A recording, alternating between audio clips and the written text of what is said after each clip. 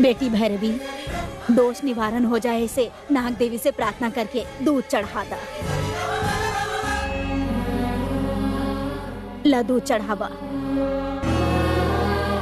तू भी आवा कौशल्या, तारा के भी बतावे के पड़ी का।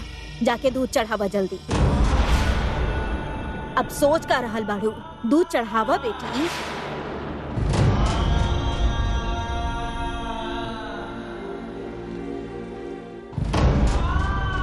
चला जाके दूध चढ़ावा। का फायदा दादी, का फायदा होखी बताई?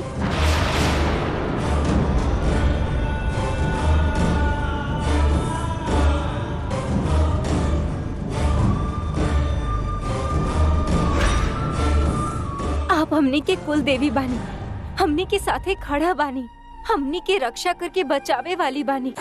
प्रार्थना करके हर साल हर त्योहार पर यहाँ पर आके हम चक्कर लगावे नी, आपके आके दूध चढ़ावे नी, पर का फायदा?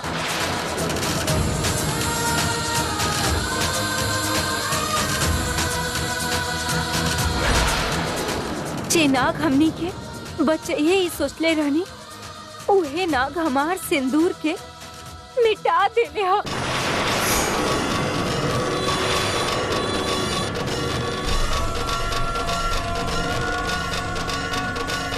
हमार देवता जैसन पति के हम खो देनी हा। इस सांप के और का पूजा करी हम?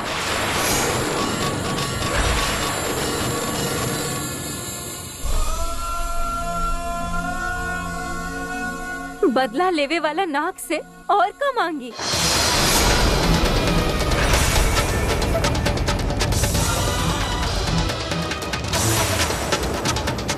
तोहार बहू जे सवाल कैली ओकर जवाब द कृष्णा नायडू।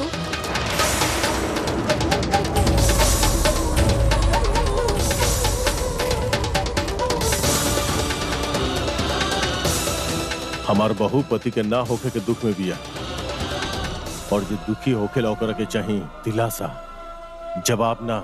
जवाब दे ना पा रहल ही से सफाई दे रहल बाड़ा।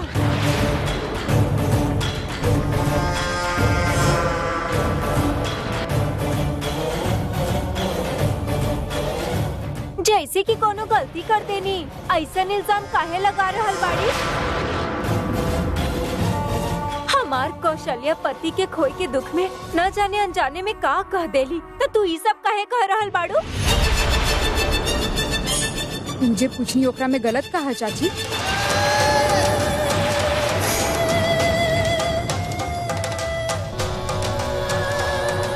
भैरवी, तू का कह रहल बाड़ू समझ में आ रहल बा ना?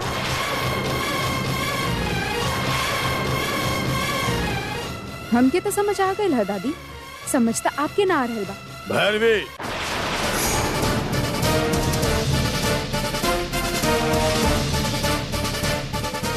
भाभी जी पूछनी है ओकरा में का गलत? भैरवी, पिता से उल्टा बात कल गलत हो गया बेटा। प्रश्न करे या उल्टा बात करर के बात नहीं थे। जौन बात पता ना बा वो जाने के मन होखे तो प्रश्न तो करे के ही पड़ी ना।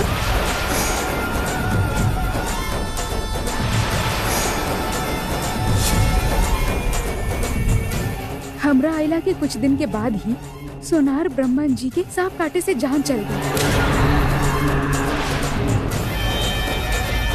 कुछ दिन पहले हमार भैया के दोस्त वो भी सांप काटे से मर गए।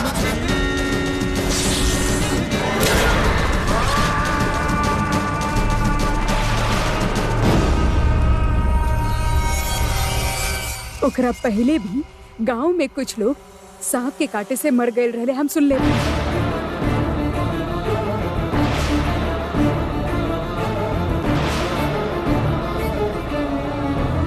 आज भाभी पूछनी है, कल केहू और पूछी, ओकरा बाद केहू और, ओकरा बाद केहू और लोग पूछी, इहे प्रश्न पूछी।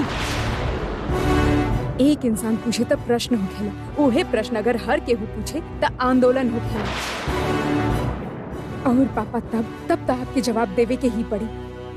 अनुमान जोन होखेला संदेह होखेला, संदेश ना। बिना अर्थ के प्रश्न मूर्खता हो सकेला, आंदोलन ना होखेला। ई बात आप या हम सोची त काफी ना होखी पापा। बिना अर्थ के प्रश्न के मूर्खता सोच रहल बानी ना। काटे वाला सांप के ऐसे भगवान बना के पूजा करल भी मूर्खता ही है।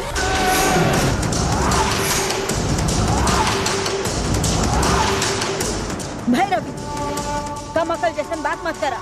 तारा विश्वास नहीं खेता, जे विश्वास करेले ओकरा के पागल जाहिल समझेलू का। सच पता कियल बिना अंधविश्वास करल भी पागलपन ही कहल जाला। मतलब जे केहू मरले ओकरा सांप लोग ना मारले कह रहल बाड़ी। सांप के काटे से मर रहल बाड़े, ई लोग देख रहल बाड़े ना। लोगन के ई बात के विश्वास दिलावे खातिर के ऐसन कर सके? एके जरूरत केकरा होखी? पकड़े जाए तक चोर के बा, केहू के जैसे पता ना होखेला ओ तरह से ऐसन जरूरत केहू के तो होगी ना। आपके पति के सांप ही काट ले रहे या देख ले रहनी का?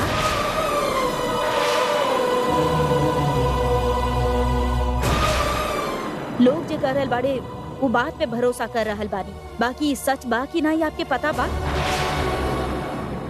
जब पता नहीं खे तो सांप की निंदा कैसे कर सकेनी आप? भगवान और देवता के देखे वाला कोई नहीं खे। लोग कहेले तो हमने भरोसा करेनी, पूजा करेनी।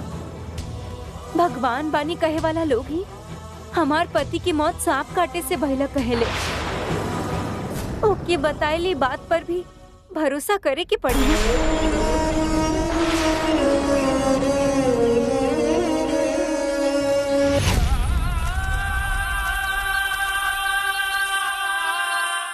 मतलब नाग आपके पति के ना मरले बा, ई बात साबित करे के होखी, ई कहे चाहतानी का?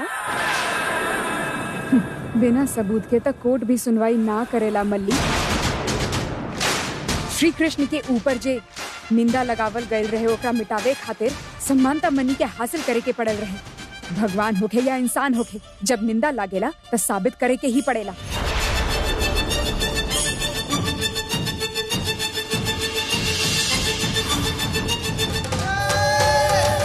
हमार भैया जिंदा बड़े ई हमार विश्वास है। सांप के कांटे से मर गए ई भाभी के शक है।